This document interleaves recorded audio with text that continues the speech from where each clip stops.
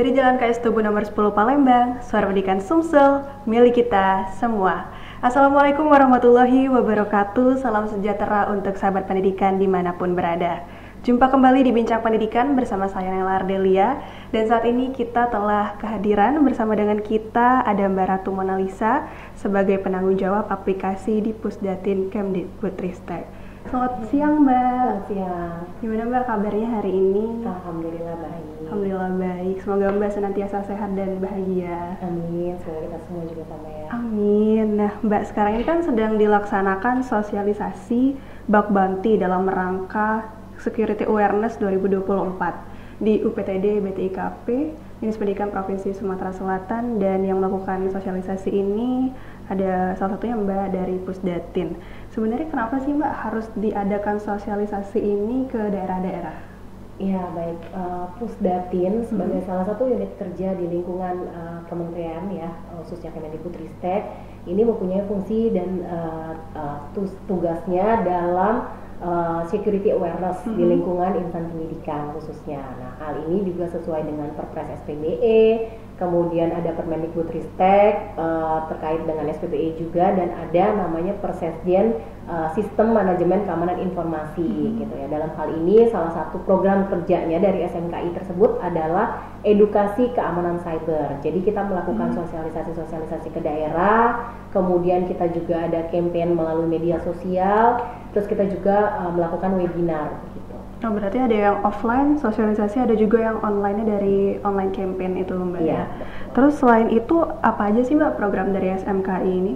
Ya, selain dari tadi ya kan ada kita terkait dengan edukasi keamanan cyber, juga ada salah satu ruang lingkupnya terkait dengan manajemen insiden keamanan cyber tadi gitu ya.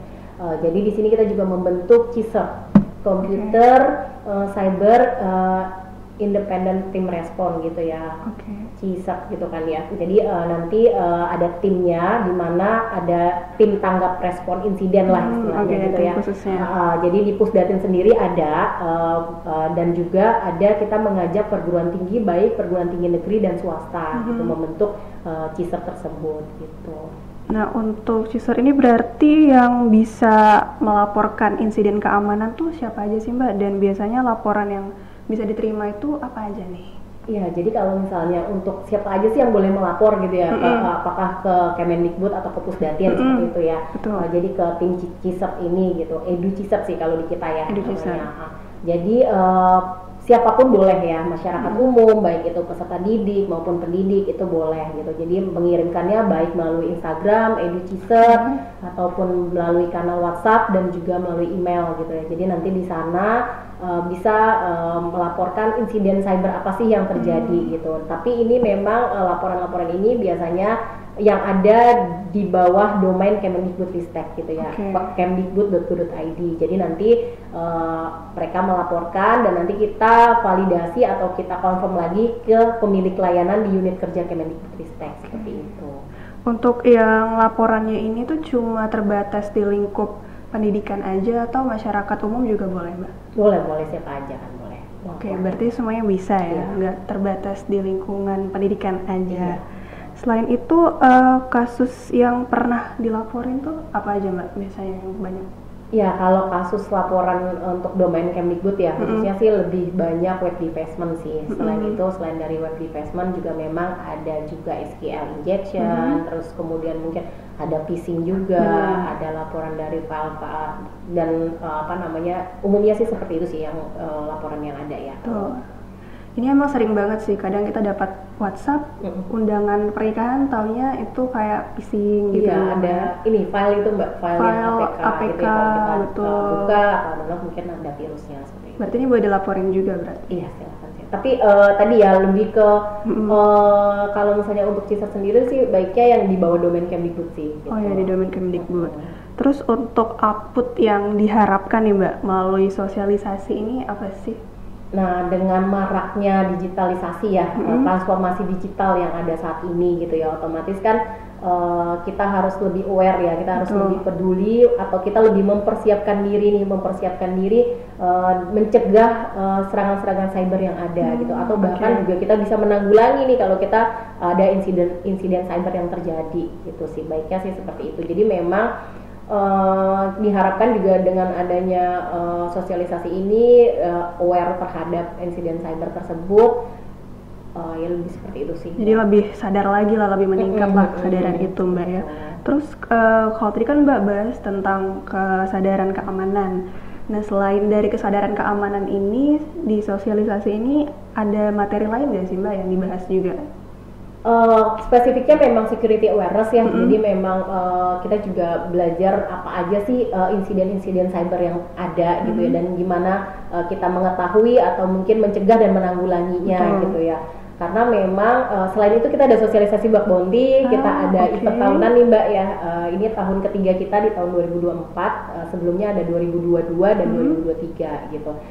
Jadi di materi kali ini juga selain tadi security awareness dengan kita mensosialisasikan bug bounty, yang pasti perlu kita ingatkan juga Mbak, jadi memang keamanan ini sangat penting sekali ya. Dimana tadi kita banyak insiden-insiden itu, yang pasti kan memang keamanan ini berbanding terbalik nih dengan kenyamanan kita ya pastinya ya. Iya benar-benar. Kan? Apakah kita juga password, misalnya kita punya aplikasi banyak, kita punya web untuk atau akses login banyak gitu, dan kita cuma password satu nih gitu. Kebayang kan kalau kita udah ketembus gitu ya, udah dihack satu yang kita buka dan semuanya itu terbuka, apalagi kalau misalnya ada m-banking gitu kan ya, mungkin ada yang terkait dengan finansial dan segala macam, itu kan sangat merugikan. Jadi memang diharapkan kita lebih aware sih terhadap security gitu. Sesimpel dari password aja Mbak. Jangan sampai sama semua, karena bobol satu bobol semua. Iya, betul. Dan juga memang saya tidak tahu nih dengan sekarang ya kebiasaan atau tradisinya apakah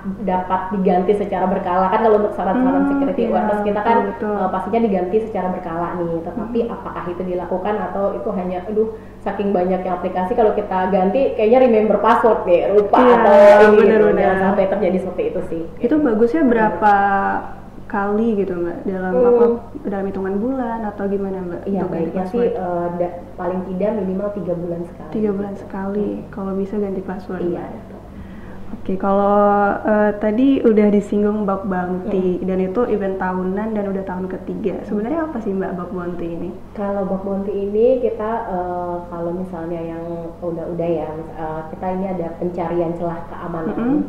Jadi kita ada pencarian celah keamanan di dalam suatu aplikasi gitu ya, di dalam suatu aplikasi atau web, di mana nanti penemu celah keamanan itu akan mendapatkan reward gitu ya, akan mendapatkan reward. Tetapi kalau untuk bug bounty sendiri, karena kita event kementerian, jadi nanti ada waktunya gitu, ada waktu pelaksanaannya seperti itu. Nah nanti di range itu kita pilih gitu ya yang untuk pemenangnya, dan biasanya yang nama pencari celah itu kita sebutnya bug hunter itu. Oh, bug hunter sebutannya ya. Iya, betul.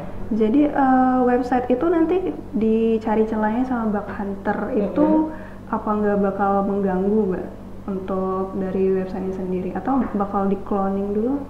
Iya, karena memang untuk bug bounty sendiri yang event kita lakukan adalah kita punya list target aplikasinya. Jadi memang legal ya gitu, maksudnya ini legal, bukan yang kriminal seperti itu ya. Jadi legal, domain-domain yang di bawah Kemendikbudristek, tetapi memang saat ini bukan versi live, tetapi memang kita cloning terlebih dahulu seperti itu.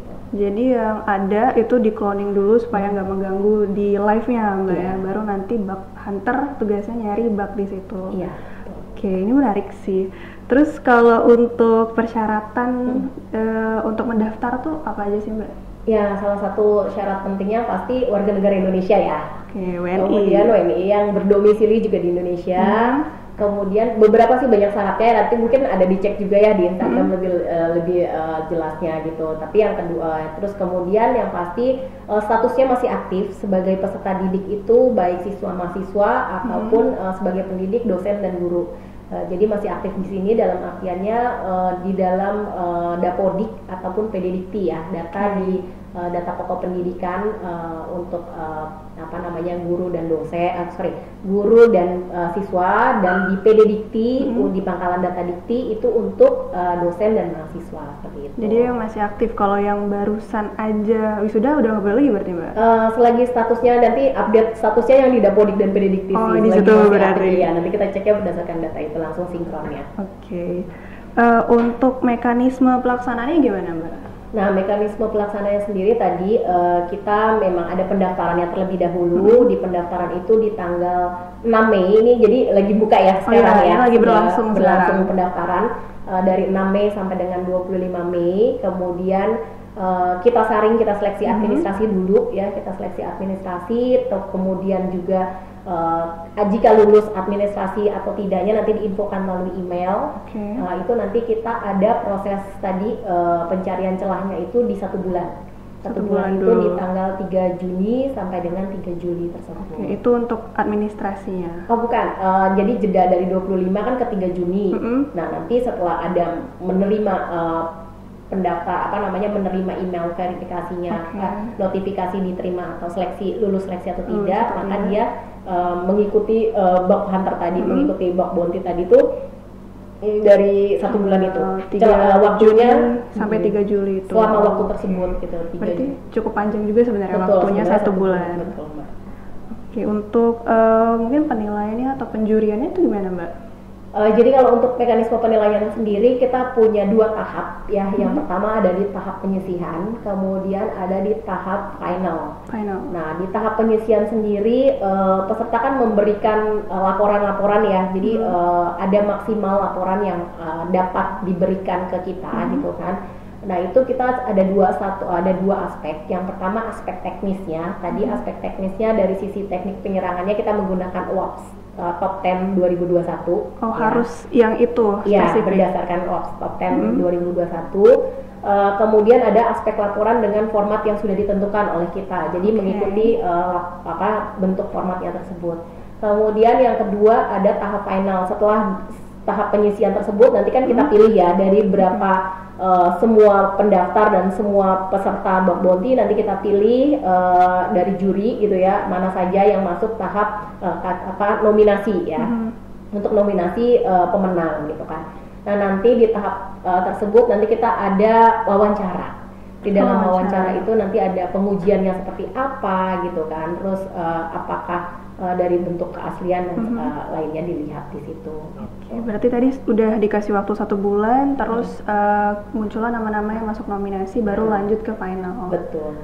Untuk nanti ada event anugerahnya juga sih untuk pemenang. Ada anugerahnya gitu, juga. ya. Berarti nanti mereka bakal offline pelaksanaannya. Ya insya Allah sih kita untuk anugerahnya langsung di lokasi ya, kita offline gitu ya kan. Kita punya kita ada 4 kategori ya. 4 kategori, yang satu untuk peserta didik. Peserta didik itu ada siswa dan mahasiswa dengan juara 1, 2, dan 3. Jadi ada juara 1 siswa, juara 2 siswa, dan juara 3 siswa juga sama ya, mahasiswa. Juara 1 mahasiswa, juara 2 mahasiswa, dan juara 3 mahasiswa. Juga peserta didik ada juara 1 guru, juara 2 guru, dan juara 3 guru. Kemudian ada juara 1 dosen, juara 2 dosen, dan juara 3 dosen. Itu dengan ada hadiah ya. Dari rewardnya lah untuk pemenang ini. Berapa ratusan juta rupiah ya, atau puluhan juta rupiah seperti itu. Jadi worth it lah untuk peserta ini, bug hunter ini udah melalui proses yang panjang. Kalau misalnya mereka jadi pemenang itu terbayarkan lah ya. Iya, karena ini sifatnya juga nasional ya. Kita kan ada di Sumatera Selatan nih, gitu kan. Nih, jadi nanti untuk yang ada di Sumatera Selatan, khususnya Palembang atau mungkin sekitarnya juga bisa mengikuti ini dan bersaing dengan dari provinsi yang lain juga. Ya, secara nasional tadi Mbak ya.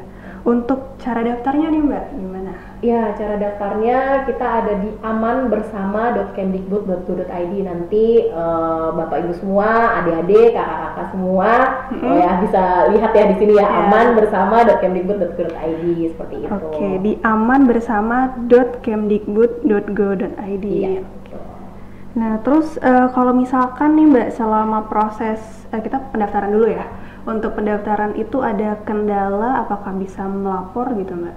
Iya, kalau untuk ada kendala pada saat pendaftaran ya, itu ada kita di Instagram ya, di @educisert ya. Tetapi di sana ada juga informasi terkait form informasi form kendala gitu. Jadi nanti silakan peserta yang ingin mengikuti Box Bounty mengisi di form tersebut. Jadi di ringkas.kemdikbud.go.id/form kendala BB24 gitu. Oke, di ringkas.kemdikbud.go.id/form kendala B24 atau bisa BB24. Juga ke Instagramnya tadi aja ya untuk lebih jelasnya ya. Untuk mungkin ada update-update tertentu, ada update-update informasi ya yang terkait dengan Box Bounty bisa langsung dilihat. Bisa di follow up di situ Mbak ya.